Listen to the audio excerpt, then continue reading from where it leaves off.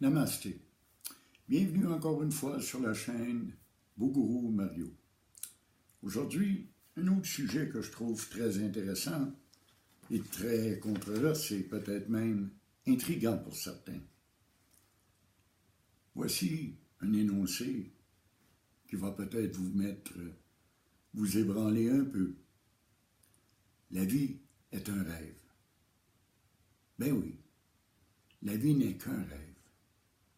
C'est difficile à croire, je le sais. On a même tendance à se révolter quand on entend des paroles de genre. Pourtant, la vie nous semble réelle. On peut toucher les choses, on peut les sentir, on peut les voir, les entendre. Ce n'est pas un rêve, ça nous semble la réalité. Et pourtant, c'est un rêve. La vie est un rêve diurne, un rêve réveillé. En vérité, il y a 3 états de conscience différents chez l'être humain. Le premier, c'est le sommeil profond, quand on dort très, très, très profondément. J'en parle souvent. Dans cet état, il n'y a que l'être, qu'une conscience sans objet, et un état de béatitude, de bien-être, de repos, de paix, de bonheur profond. Et il y a également le sommeil avec rêve, quand on rêve en dormant. C'est l'imagination, les émotions qui travaillent. Dans le fond, les rêves, ce sont des poubelles, une poubelle émotive. Généralement, ça concerne les événements que nous avons vécus durant la journée. Le sommeil avec rêve, c'est tout l'imaginaire. Il n'y a rien de vrai là-dedans. Même si je rêve que je suis dans un autre pays, je demeure dans mon lit. Ça n'est qu'une fabulation mentale. Puis il y a ce qu'on appelle l'éveil. Quand on se réveille le matin, tout nous semble réel. Mais on est encore dans un rêve, ce que j'appelle le rêve diurne. On est dans un rêve tellement complexe, tellement fascinant que tout nous semble réel.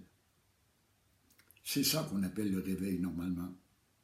C'est un rêve d'une telle complexité, un peu comme un jeu virtuel qui ressemble en tout point à la réalité.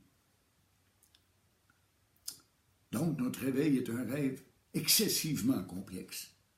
Complexe au point qu'on le prend pour la réalité, on y croit. On croit que ce monde-là est réel. Pourtant, il ne l'est pas. Je le dis souvent. Il ne l'est pas parce qu'il naît et qu'il meurt. Il apparaît au réveil, puis il disparaît dans le sommeil profond ou dans le sommeil avec rêve. Quand on rêve en dormant, où est notre rêve à l'éveil? Il n'y vient plus. Ce qu'on a rêvé a disparu. Ce n'était qu'un rêve. C'est le même phénomène qui se produit dans la réalisation spirituelle. Quand on s'éveille, quand on se réalise spirituellement, on prend conscience que cette vie-là n'est qu'un jeu. On l'appelle la lila de Dieu, la lila, le jeu de Dieu. C'est une illusion, simplement. Le mot utilisé en hindou, en sanskrit, c'est le mot maya, qui veut dire ni plus ni moins qu'illusion, qui veut dire un fantasme, une imagination. On perçoit le monde par le mental. Puis le mental a pour première fonction de rêver. D'après les scientifiques, un poussin dans l'œuf rêve. La première fonction du mental, c'est de rêver, c'est d'imaginer, c'est de fantasmer. Alors évidemment, à notre réveil, on fantasme, on rêve, on s'illusionne avec ses réalités. Le jeu est tellement complexe, on s'y fait tous prendre.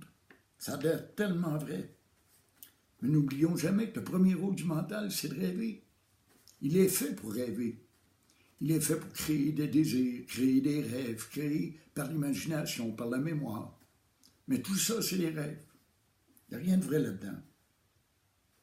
Donc, au réveil, le matin, on commence à rêver tout éveillé. C'est surprenant, je le sais, c'est dur à croire, mais c'est la vérité. Une vérité qui est dure à assimiler. Mais, lentement, il faut s'en convaincre. Et plus qu'on en est convaincu, plus qu'on en prend conscience, plus qu'on réalise que c'est vrai que la vie est un rêve. Jusqu'à temps qu'on rende cette vérité réelle, à plein temps. Qu'on devienne le témoin de ce rêve. Pareil comme on est témoin du rêve dans notre sommeil. Vous savez que tout se passe dans le mental. C'est un jeu, le jeu de Dieu, je l'ai dit, la lila divine, lila brahmana.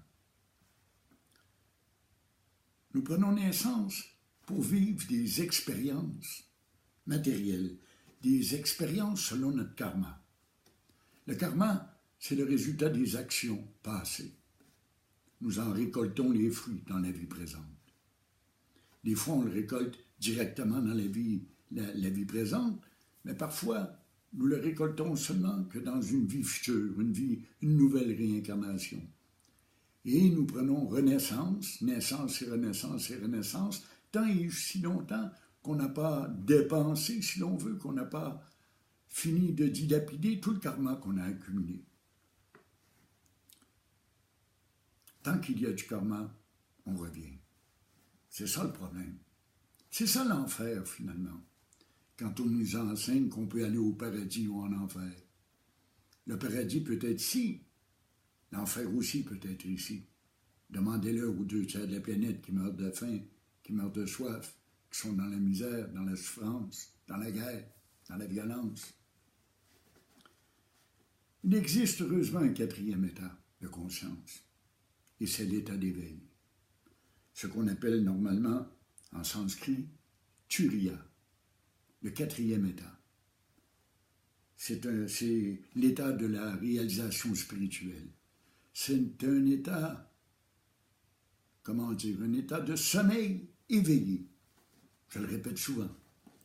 C'est l'état de turiya. On est être, conscience, béatitude, tout en vivant dans cette illusion. Parce qu'on ne peut pas cesser, quitter cette illusion. Il faut finir le karma qu'on a accumulé. Quand on atteint le 4e état, c'est fini le karma. On n'accumule plus de karma. On n'accumule plus de karma, pardon. Il y a un état qui est au-delà du 4e. On l'appelle en sanskrit Turiya Tita. C'est le 5e état. Mais les grands sages ne nous en disent pas beaucoup plus. C'est dommage, car ça pourrait nous éclairer sur notre chemin. C'est un état si élevé, probablement, qu'il n'y a pratiquement plus de conscience individuelle. Il n'y a que la conscience universelle. On devient le tout, on devient l'un. À ce qui paraît, on peut même avoir conscience de ce que l'animal vit, ce que l'arbre vit, ce que la pierre dans la montagne vit. On peut avoir conscience de tout l'univers. Car notre conscience est universelle. C'est ça notre état primordial. L'éveil, c'est la fin du mental. L'éveil, c'est la fin de l'accumulation de karma. On finit de vivre le karma qu'on avait à vivre et on ne revient plus. On n'a plus besoin de se réincarner. Ce qui est intéressant, c'est que, comme les bouddhistes disent, il faut retrouver l'état qu'on avait avant notre naissance. Qui étais-je avant de venir au monde? J'étais conscience pure, tout simplement. Qui serais-je après la mort de ce corps, de ce mental? Je serai conscience, uniquement.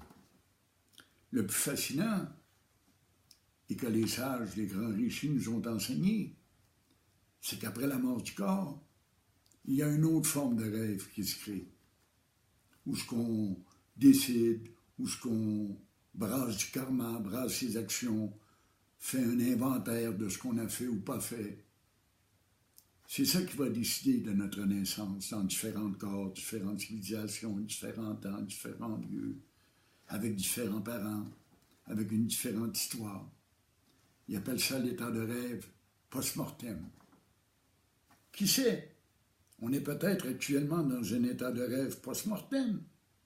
Et bientôt, on va reprendre une réincarnation et vivre l'illusion, le maya. Vivre et accumuler, dépenser le karma accumulé, dans le fond. Le réveil, c'est un état où ce n'est plus moi qui agis.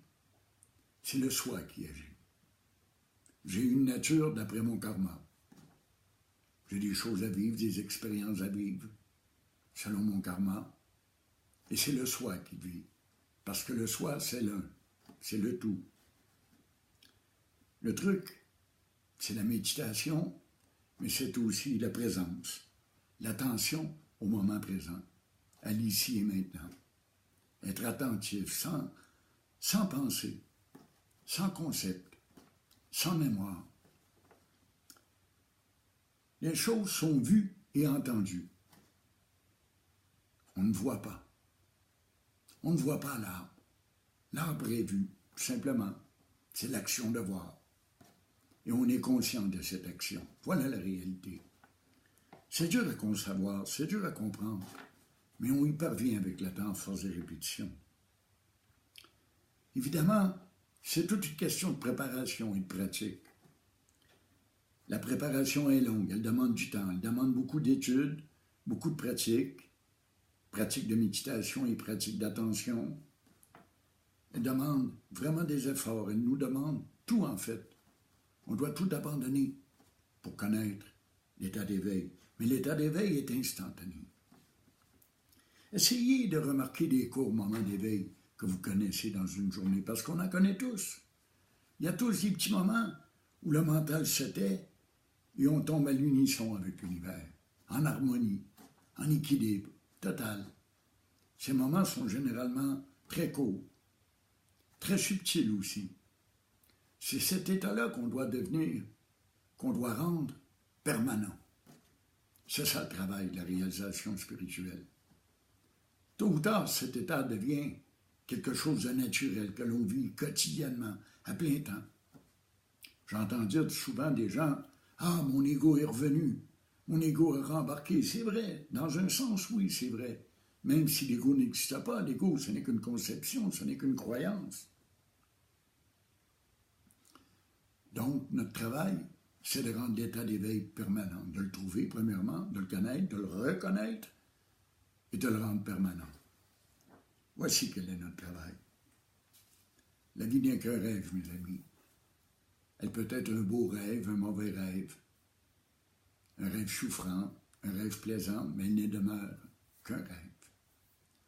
Alors, je vous invite à vous inscrire, à vous abonner à la chaîne Bougourou Mario. Vous pouvez m'envoyer vos questions et vos commentaires sur Facebook ou Messenger, évidemment, à Bougourou, B-O-G-O-U-R-O-U, @gmail.com. Et les petites toiles derrière moi sont disponibles également sur le site Facebook, artiste peintre, toile à vendre, Mario Martel. Je vous souhaite le plus beau des éveils.